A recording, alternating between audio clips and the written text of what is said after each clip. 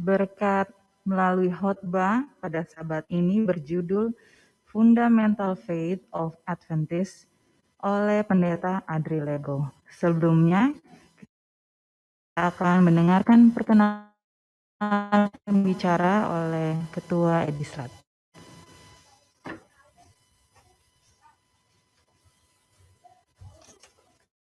Selamat sahabat baik untuk kita semua, baik yang ada di lantai 16 Menara Imperium Jakarta maupun yang mengikuti ibadah lewat Zoom. Saya merasa begitu senang untuk bisa memperkenalkan seorang sahabat ya yang akan melayani jemaat kita, Jemaat Tumoto Imperium Jakarta, melalui pembahasan firman Tuhan yang akan disampaikan oleh Pendeta Adri Herbert Lego. Saya mengenal dia pada waktu di Unclub. Waktu itu tentunya masih bernama Unclubnya ini bukan Unclub tapi STK dan kemudian PTK ya. PTK duluan baru STK ya, Perguruan Tinggi Kelabat baru jadi Sekolah Tinggi Kelabat. Inilah perjalanan hidup penuh berkat dari Pendeta Adri Herbert Lego yang lahir di tahun 1947. Sekolah dan karirnya menamatkan Unclub tahun 1972. Kemudian melayani di awal karirnya di Conference Minahasa. Tahun 1982 melanjutkan pendidikannya di Andrews University. Tahun 1990 di Unclub dia melayani pekerjaan Tuhan di sana sebagai dekan filsafat. Tahun 1998 dia ada di Ayas Filipina. Kemudian 2004 dia melayani sebagai gembala jemaat di Pioneer Seventh-day Adventist Church New Jersey. Tahun 2018, dari 3 tahun yang lalu, sudah pensiun, tetapi masih dipercaya untuk melayani yang saat ini dia melayani MISDAC, Michigan Indonesia Seventh-day Adventist Church, dan dia sangat diberkati dan menjadi berkat bagi jemaat di Michigan Indonesia Seventh-day Adventist Church. Dia memiliki keluarga, seorang istri, Sance Esther Lego Kusung, dengan 3 orang anak, Beverly Lego Brown, menikah dengan Adam Brown. Yang kedua, Daryl D. Lego, menikah dengan Lailene Lopez. Anak yang ketiga, Andrew Lego. Ada 4 cucu, nama-namanya Hanan Lego, Eli Lego, Eliana Brown, dan Laurel Brown. Saya sangat senang untuk menyambut dia untuk melayani kita semua dan mengingatkan kebaikan beliau kepada kami keluarga pada saat kami tahun 1986, akhir 86, tiba di Andrews. Ini keluarga ini yang membawa kami kemana-mana, ya, memperkenalkan tempat di Andrews University dan kemudian kota-kota dekat sekitar Andrews University. Bahkan sampai kami tinggalkan karena kami hanya kurang lebih 4 bulan, ya, 1 term, 1 semester di sana, dan dia juga yang sangat membantu keberadaan kami di sana sampai kami tinggalkan berpindah ke tempat yang lain untuk pendidikan lanjutan. Jadi dengan sukacita, mari kita sambut pelayanan beliau, Pendeta Adri Herbert Lego. Tuhan memberkati beliau dan keluarga, dan mari kita siapkan hati pikiran kita mendengarkan sabda Tuhan yang akan disampaikan oleh hamba Tuhan ini. Tuhan memberkati.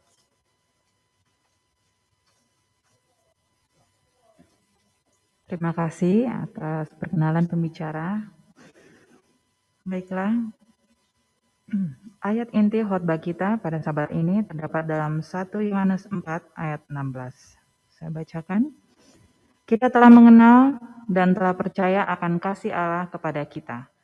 Allah adalah kasih, dan barang siapa tetap berada dalam kasih, ia tetap berada di dalam Allah dan Allah di dalam dia. Marilah kita persiapkan hati dan pikiran kita untuk menyambut firman Tuhan.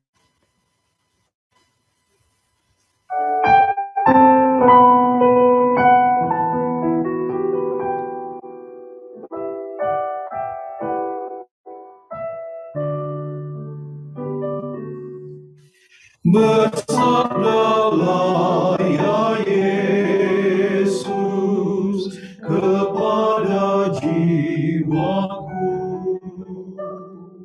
bisik padaku Tuhan, tiada tinggalkan. Penuhilah hatiku dengan firman Tuhan, kiranya aku selalu menyanyi pujian. Bersabdalah ya Yesus kepada jiwaku, pegang tanganku Tuhan, sucikan hatiku. Ku mau turut firman-Mu yang kami jalanku. Tuhan pimpinlah aku, ku jadi milik-Mu.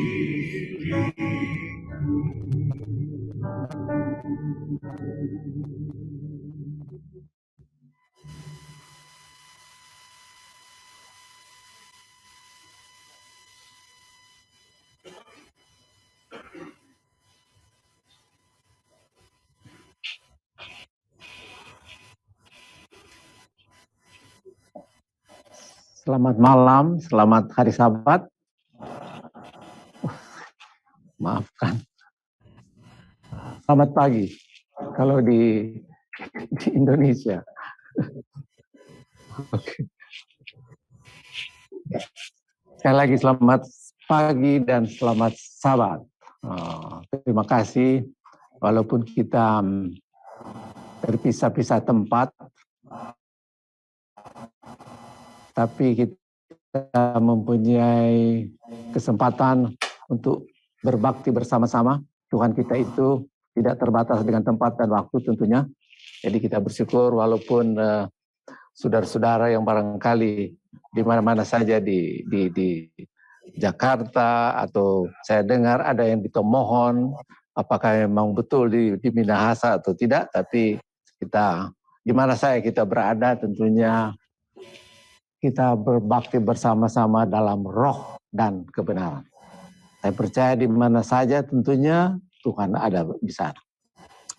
Terima kasih Pendeta Hutapea yang meluaskan untuk saya boleh berbicara bersama-sama dengan saudara-saudara di Jakarta, lebih khusus melalui Lady dan Johnson. Ya. Sekali lagi terima kasih dan selamat hari Sabat. Pada tahun 65 saya dibaptis, ya. Dan latar belakang saya adalah seperti yang kita tahu di Minahasa mayoritas adalah orang-orang Protestan. Kalau di Minahasa dibilang Gemim, Gereja Masehi Injili Minahasa. Saya bersekolah di sekolah Kristen Protestan di Tomohon. Saya juga pernah masuk UKIT, walaupun tidak lama, cuma 1 semester. Dan saya pernah di CD di Gereja Sion Tomohon, di Gereja Pusat Gereja Gemim. Di CD artinya katanya selidik, sudah menyelidik Alkitab sehingga mereka katakan sudah di CD. Memang sejak kecil sangat menyenangkan untuk kalau datang hari Natal.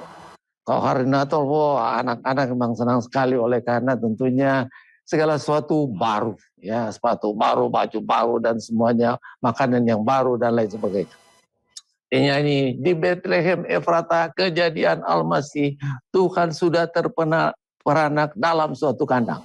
Yesus juru selamat, wah gembira. Tapi saya mengaku bahwa walaupun saya sudah di CD, barangkali waktu itu saya 17 atau 17 tahun barangkali di Gereja Sion, Gereja Gemim. Walaupun saya sudah dikatakan di CD karena sudah menyelidik, saya mengaku bahwa saya sebenarnya tidak mengerti apa Yesus itu sebagai juru selamat. Ya. Saya mengaku sebagai percaya Yesus, tapi untuk mau mengerti apa artinya Yesus juru selamat, ya tidak mengerti sebenarnya. Lalu saya mulai tentunya mengerti sedikit-sedikit mengenai ajaran-ajaran yang saya dengar. Oh, ini ada ceramah-ceramah dari gereja Advent, dan saya mau mulai membandingkan kebiasaan kita sebagai orang-orang penganut Gemim dengan Advent. Apa bedanya? Oh ya, kalau Advent mereka masuk gereja hari Sabtu, kalau kita Gemim kita masuk gereja hari Sabat. Jadi hari Minggu maksud saya. Jadi buka itu Alkitab. Benar. Alkitab mengatakan, ingatlah kamu hari Sabat supaya kamu sucikan dia. Oh, oke. Rupanya dari gereja Advent mengajarkan itu Sabat, dan itulah ada satu kebenaran Alkitab. Ada lagi yang lain. Oh, perbedaan yang lain, yaitu bahwa kalau Advent tidak makan yang disebutkan haram. Apa itu haram? Artinya tidak boleh dimakan. Antaranya babi. Oh, makanan yang enak itu kan babi. Oke, jadi coba buka Alkitab. Oh, Imamat 11 bilang jangan makan daging babi karena itu adalah haram. Oh, Alkitab bilang benar begitu ya. Oh, oke, kalau begitu Advent benar. Lalu ada lagi yang lain. Baptisan. Kalau kita lihat Advent kalau membaptiskan mereka ke danau, ke sungai, ke tempat baptisan, diselamkan seluruh badan masuk ke dalam air. Tapi kalau katanya saya juga masih ada surat baptisan dari Gemim, dipercik. Yang mana yang benar? Buka Alkitab. Yesus dibaptiskan, diselamkan di sungai Yordan. Dan juga baptisan-baptisan lain di mana banyak air, disitulah orang dibaptis sama Yesus. Kenapa kita ini praktek kita adalah percikan? Sudah mesti Alkitab yang benar. Jadi, satu waktu saya pergi bersama dengan kakak saya itu sekarang ini dia pendeta Lego, Yani, yang mengajar di Tumpaan. Saya belajar saya diminta supaya atau diajak supaya belajar dari ketua 1, ketua 2, pemimpin AB dan seterusnya. Belajar Alkitab. Ya, saya tidak ingat apa yang saya pelajari sebenarnya, tapi pada akhirnya saya tahu bahwa kebenaran Sabat, kebenaran baptisan, kebenaran makanan yang tidak boleh dimakan, haram. Oke, 3 hal itu adalah menunjukkan bahwa apa yang gereja Advent ajarkan adalah benar. Sendirian saya dibaptis di Pantai Tumpaan, Amurang. Jadi saya percaya dibaptis jadi anggota gereja Advent karena saya tahu Sabat, saya tahu baptisan, saya tahu makan haram dan halal, saya dibaptis. Nah pertanyaannya, apakah memang menjadi anggota gereja Advent dasar kepercayaan Advent adalah baptis Sabat, makanan haram halal mesti dibedakan, dan juga baptisan diselamkan? Apakah itu memang dasar kepercayaan Advent sehingga waktu saya mengikuti yang ketiga hal ini, wah, saya sudah diselamatkan. Saya sudah menerima Yesus sebagai juru selamat. Apakah itu dasar dari kepercayaan kita orang Advent? Ya, barangkali ini karena saya ini latar belakang Gemim, di mana saya dibesarkan di Minahasa. Tapi saya dapati bahwa memelihara hari Sabat, menjauhi dari makanan yang haram, dan dibaptiskan, diselamatkan, bukanlah dasar untuk saya diselamatkan. Nanti kemudian sesudah tahun berikutnya saya masuk klub, ya pelan-pelan dengar, oh oke. Sabat tidak menyelamatkan, menghindari diri dari tidak makan, menghindari diri dari makan haram, dan dibaptiskan, diselamatkan, bukan jadi penyelamat. Itu bukan juru selamat. Nah kalau begitu apa itu juru selamat? Bagaimana ini artinya bahwa kita ini menerima Yesus sebagai juru selamat? Ya, saya walaupun saya bukan guru, tapi sampai sekarang ini cara saya berkhotbah sebenarnya mengajar. Karena saya selama 14 tahun saya mengajar. Tapi sebenarnya seorang pendeta juga adalah seorang pengajar, seorang guru. Jadi saya sekarang akan mau pakai, kebetulan di sini adalah saya menggunakan ruangan dari Business School dari Andrews University. Kebetulan Daryl pengerja di sini. Jadi saya pakai papan tulis. Jadi kita mempercayai bahwa Allah itu adalah kasih adanya. Tadi lagu dari kor saya kira atau kuartet ya, bahwa Allah itu adalah kasih adanya. Oke. Karena kalau bicara mengenai keselamatan tentunya tidak terlepas kita bicara mengenai Allah. Maka Allah itu adalah kasih adanya.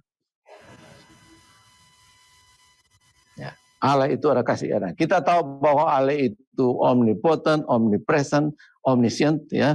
Tapi sebenarnya kalau lihat dari segala macam karakteristik dari Tuhan Allah itu, bahwa Allah itu kasih adanya. Ini sehubungan oleh karena kita bicara mengenai keselamatan.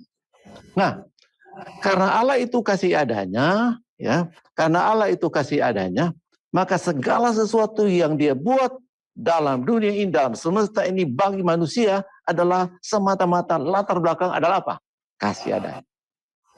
Tapi kasih itu, ya, kasih itu kita bisa lihat dari sudut pandang yang lain sesuai dengan apa yang Mrs. White katakan, hamba Tuhan Mrs. White, dia bilang bahwa ada 2 kembar saudara kembar adalah keadilan dan pengasih. Allah itu pengasih, Allah itu adalah adil. Jadi saya mau adil. Ya, barangkali supaya lebih pakai hitam ya.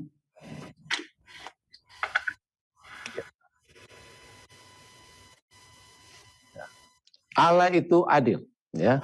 Allah itu adil. Mari kita baca itu dalam, saya tidak perlu baca itu bahwa Allah itu kasih, karena sudah dibaca tadi dalam 1 Yohanes pasal yang ke-4 ayat yang ke-16. Ya, Allah itu adil. Mari kita baca dalam Mazmur pasal 89 ayatnya yang ke-15. Mazmur 89 ayat yang ke-15, ya berbunyi, keadilan dan hukum adalah tumpuan takhtamu. Allah itu tentunya Allah yang sangat berperaturan. Ya, semua organisasi tentunya tidak mungkin tidak ada keadilan, dalamnya ada hukum tentunya. Jadi Allah yang pengasih itu, dia mendasarkan katanya pemerintahannya, ya, pemerintahannya atas apa? Keadilan. Dan tentunya keadilan itu tidak bisa diadil. Bagaimana kita mengukur itu keadilan itu? Tentunya melalui apa? Hukum, ya.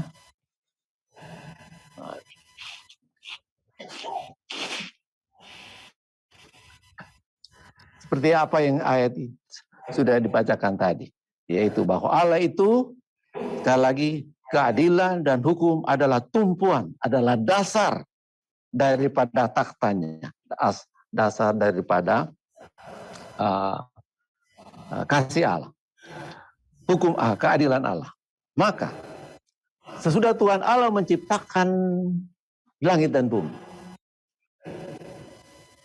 puncak penciptaan Allah itu adalah apa? Ya, the crowning creation adalah apa katanya? Manusia, ya. Jadi man. Manusia. Dan kita tahu Alkitab itu, kalau kita baca, mari kita baca dalam Kejadian pasalnya yang ke-2, ya. Kejadian pasal 2 ayatnya yang ke-16. Kejadian pasal 2 ayatnya yang ke-16 dan ke-17.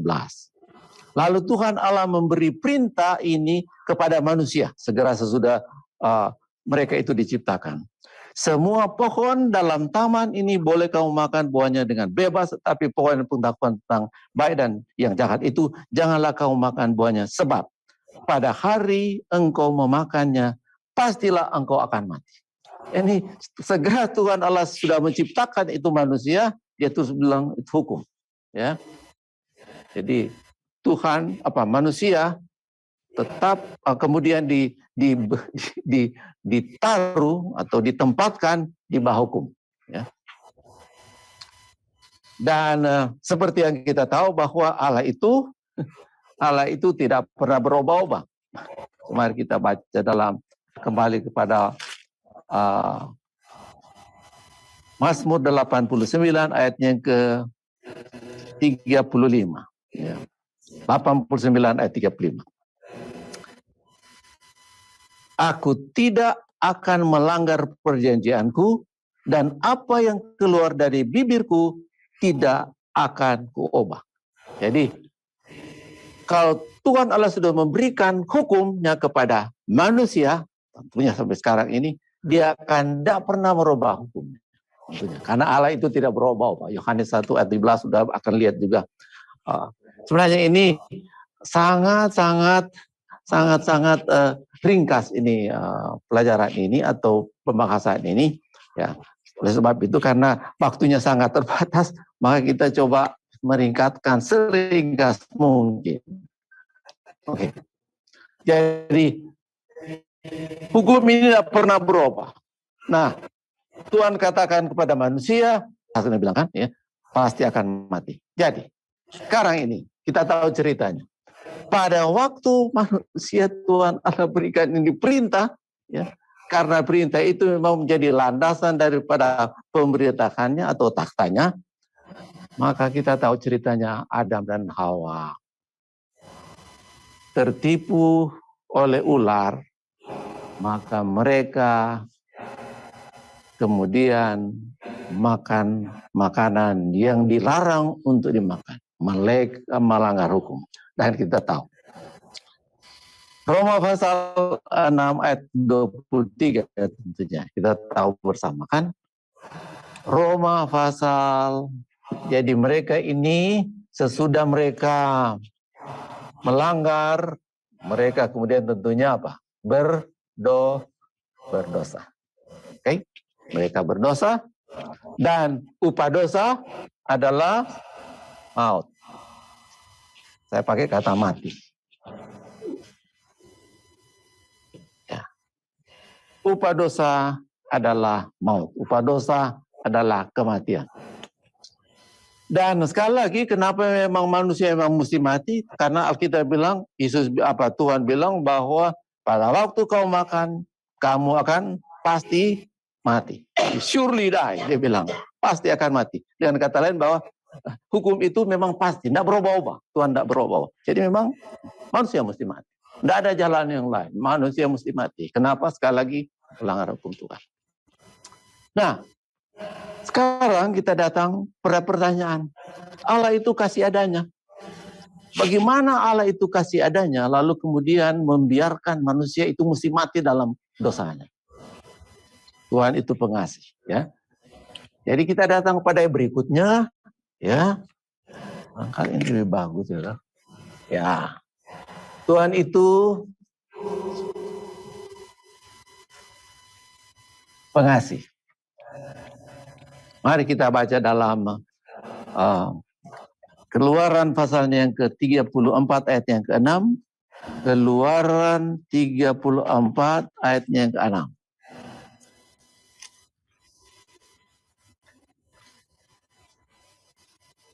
Berjalanlah Tuhan lewat dari depannya dan berseru, Tuhan, Tuhan, Allah pengasih dan penyayang dan pengasih, panjang sabar, berlimpah kasihnya dan setianya.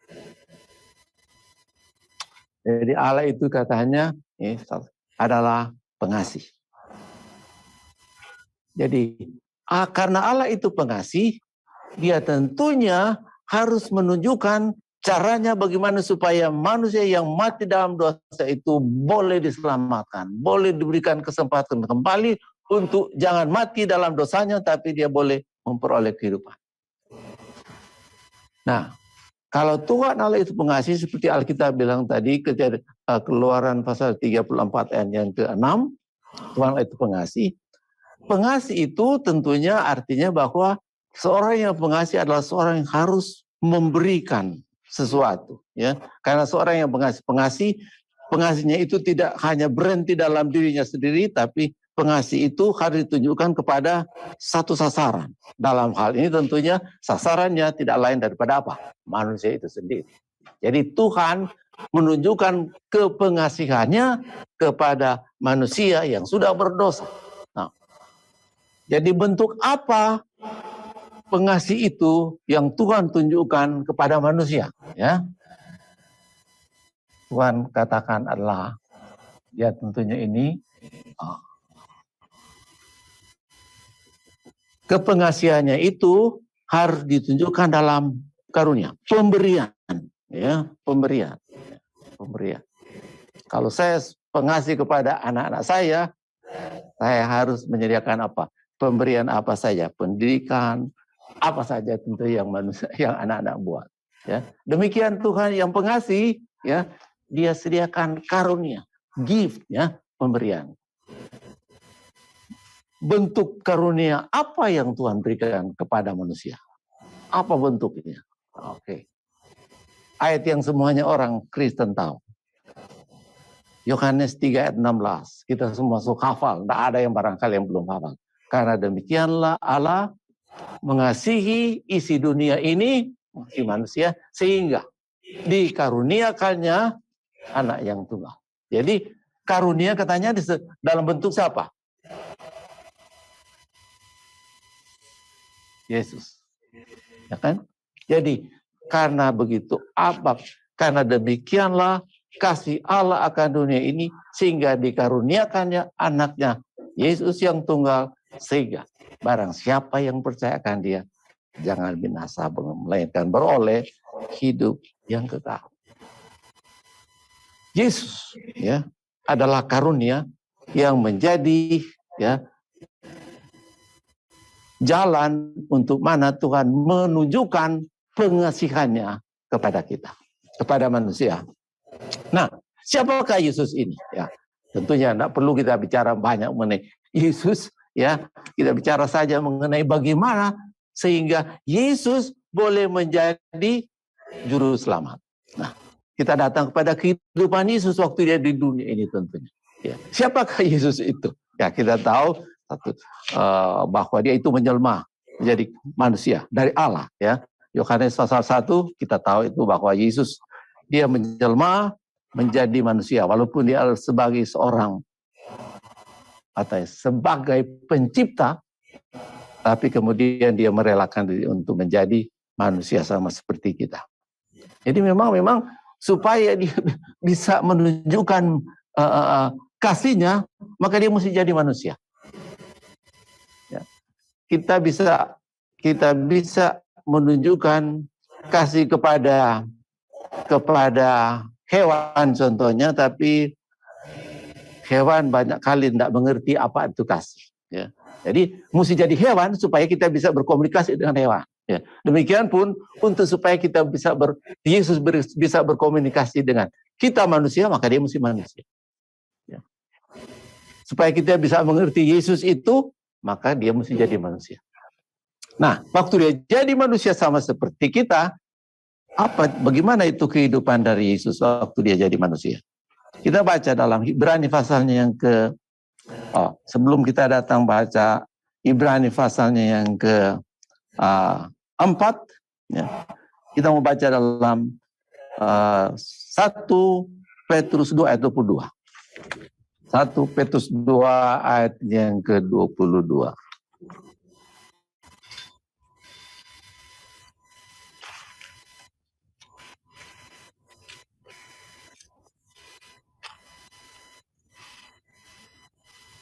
Satu Petrus 2 ayat 22 dia bilang,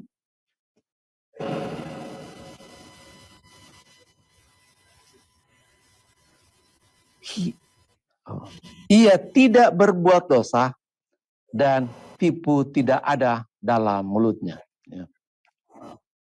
Baik juga kalau kita baca ayat sebelumnya, tapi mengingat waktu, tidak, ini bicara mengenai Yesus tentunya. Baiklah saya baca ayat 21, sebab untuk itulah kamu dipanggil karena Kristus pun telah menderita untuk kamu dan telah meninggalkan teladan bagimu supaya kamu mengikut jejaknya. Yesus, ia tidak berbuat dosa.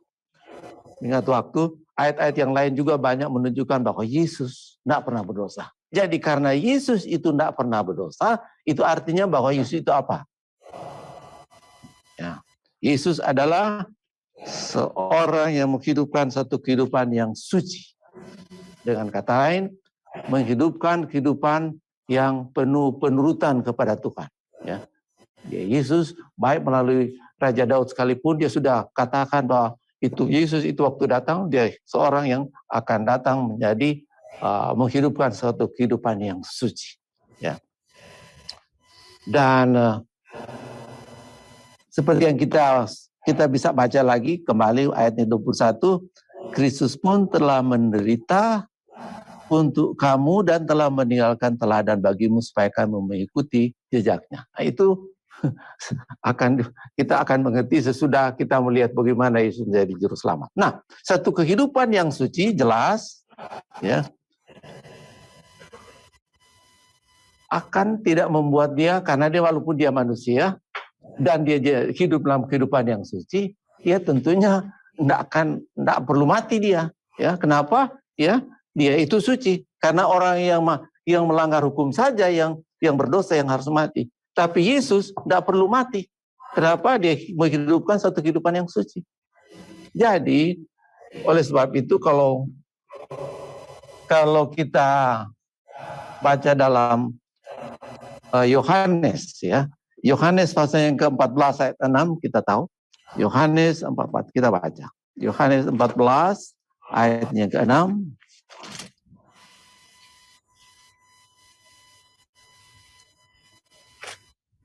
Inilah dia katakan. Kata Yesus kepadanya, akulah jalan dan kebenaran dan hidup. Tidak ada seorang yang pun datang kepada Bapa kalau tidak melalui aku. Jelas, Yesus jelas bilang, aku inilah jalan kebenaran dan hidup. Ya. seorang yang suci tentunya pasti seorang yang mesti hidup. Ya. Nah, sekarang kalau kita lihat bagaimana Yesus yang suci itu boleh menjadi juru selamat kita. Mari kita baca dalam Roma pasal yang ke-5 ayat yang ke-8. Roma pasal yang ke-5 ayat yang ke-8.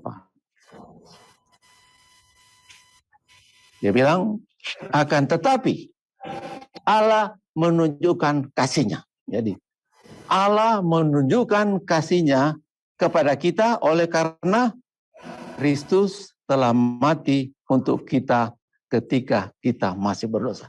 Ketika kita masih berdosa, Allah menunjukkan kasih-Nya sehingga Yesus mesti apa?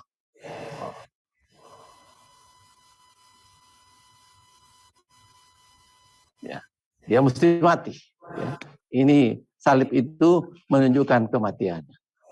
Jadi dikatakan atau sekali lagi kita baca satu ayat inti, akan tetapi Allah menunjukkan kasih-Nya kepada kita oleh karena Kristus telah mati untuk kita ketika masih kita berdosa.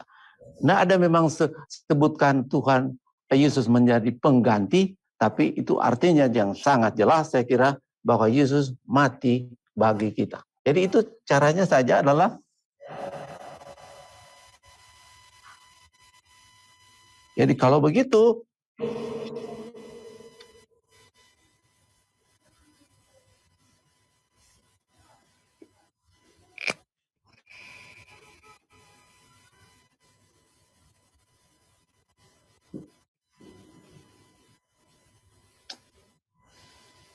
pakai warna yang lain supaya ada lebih baik barangkali.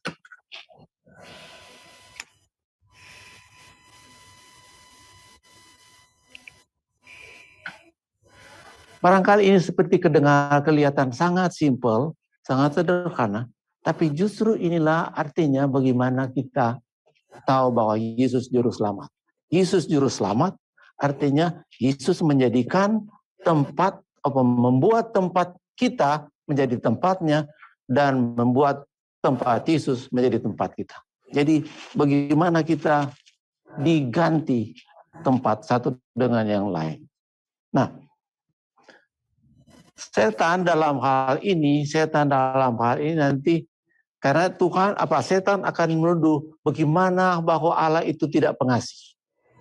Bagaimana Allah itu tidak adil, ya. Inilah yang Alkitab katakan, ya. Kita baca dalam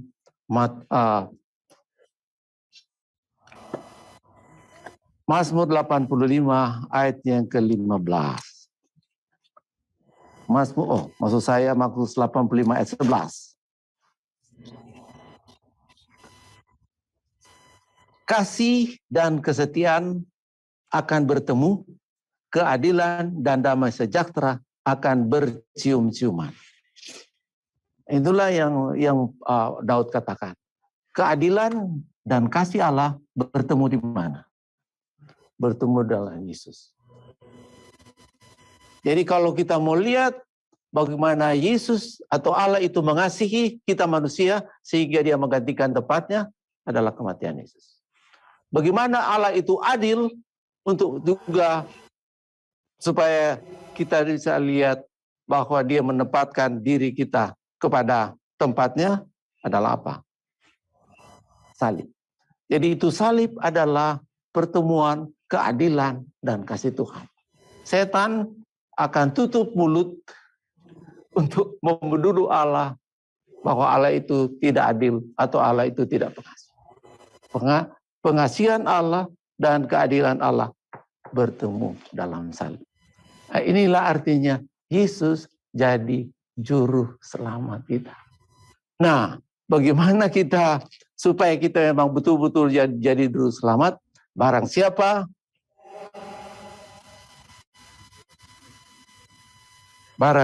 yang percaya tidak akan binasa, melainkan oleh hidup yang kekal.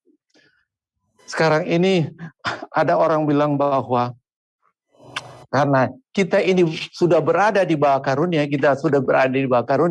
maka hukum itu tidak ada lagi. Tapi sebenarnya itu sebaliknya. oleh karena kita sudah berada di bawah karunia, kita harus menghidupkan satu kehidupan yang suci. Artinya bahwa kita harus melihat menurut apa? Hukum Tuhan. Kalau kita baca dalam Alkitab bahwa kesucian itu seperti dalam Petrus, kesucian itu adalah penurutan kepada hukum. Jadi, kalaupun kita berada di bawah karunia, kita harus menghidupkan kehidupan yang suci supaya kita boleh kehidupan yang kekal. Tapi semuanya itu tentunya kesucian kita semuanya ala karena apa? Yesus. Kesucian kita ala karena Yesus.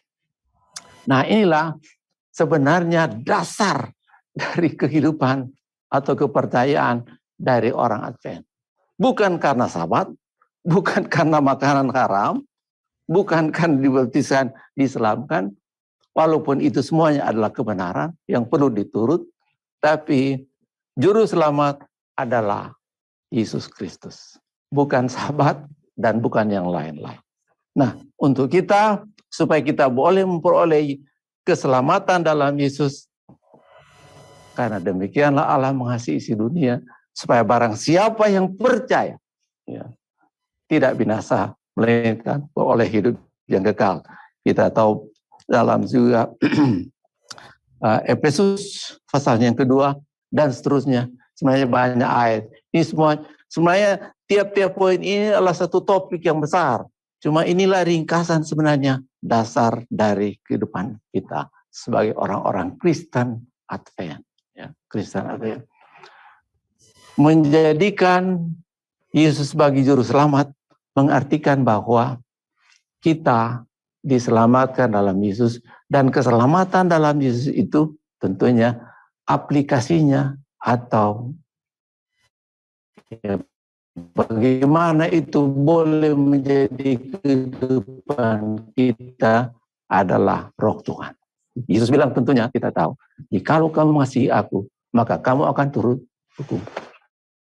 Jadi kepercayaan kita kepada Yesus akan menjadikan kita orang yang menjadi penuh Tuhan.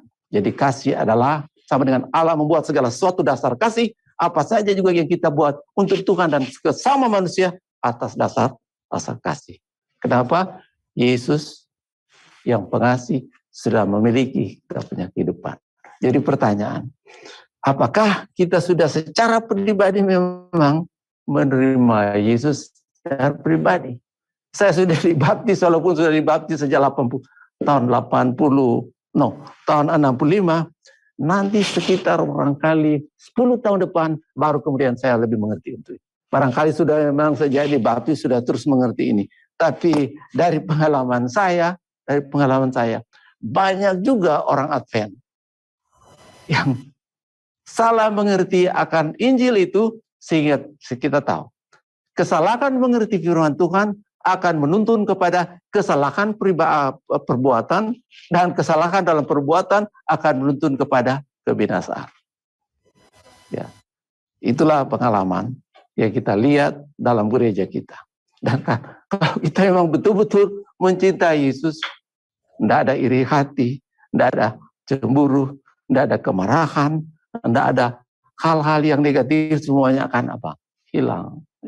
Kenapa dalam gereja kita sering ada bentrokan? Kita khawatir itu Yesus juru selamat tidak ada dalam hati. Tapi orang yang punya Yesus dalam hati, segala sesuatu yang sifat-sifat setan itu akan apa?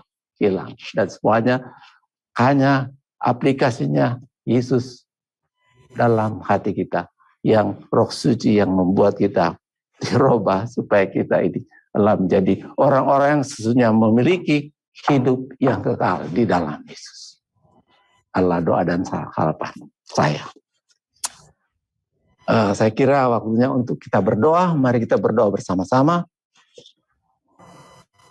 Tuhan di sorga, kami bersyukur kepadamu oleh karena malam ini atau pagi hari ini kami boleh merenungkan sedikit mengenai firman Tuhan yang kami berdoa supaya ini boleh menjadi pengertian kami yang sesungguhnya akan firman-Mu yang akan menuntun kami.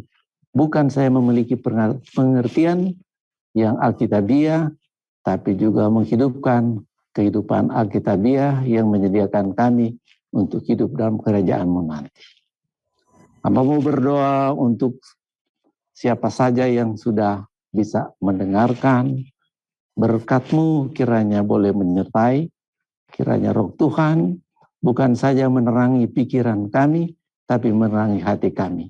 Dan juga supaya memiliki seluruh kehidupan hati kami, supaya kami juga boleh menunjukkan kesucian hidup yang akan menjadikan kami tersedia bagi kerajaan-Mu waktu Engkau datang pada kali yang kedua. Sekali lagi Tuhan, berkat-Mu yang limpah bagi umat-umat-Mu yang mendengarkan firman-Mu. Inilah doa kami sudah berdoa dalam nama Yesus yang sudah menjadi Tuhan dan penebus kami. Amin. Amin. Pak, sakit. Amin. Terima kasih Pak Pendeta Lego. Tentunya kita bersuka cita atas firman Tuhan yang sudah dibagikan oleh Pendeta Lego. Dan setelah kita menerima, waktunya kita untuk memberi apa yang ada pada kita di dalam bentuk persembahan.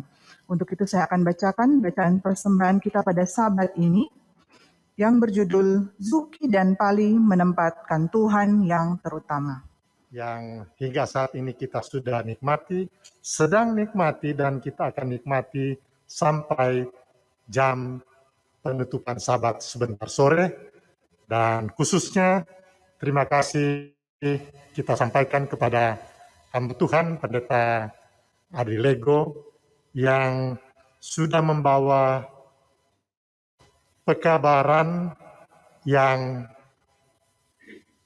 rumit, sederhana, yang kita dapat mengerti ya, bagaimana Allah yang kita sembah, Allah yang penuh kasih, yang memperluas apa yang kita pelajari dalam pelajaran triwulan ini di buku Sekolah Sabat yang kita sama-sama miliki dan kita sudah pelajari dan akan terus mempelajari sampai akhir triwulan ini, bahkan sampai pada waktu-waktu yang akan datang. Oleh karena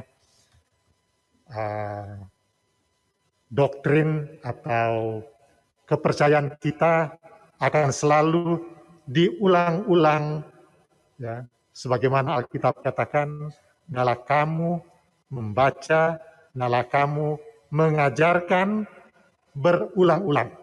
Terima kasih kepada Pendeta Adi Lego dan tentu kepada keluarga yang bersama dengan beliau sudah memberikan pujian, lagu pujian, ya, dan itu membawa kita untuk lebih mengasihi satu dengan yang lain di dalam kehidupan kita.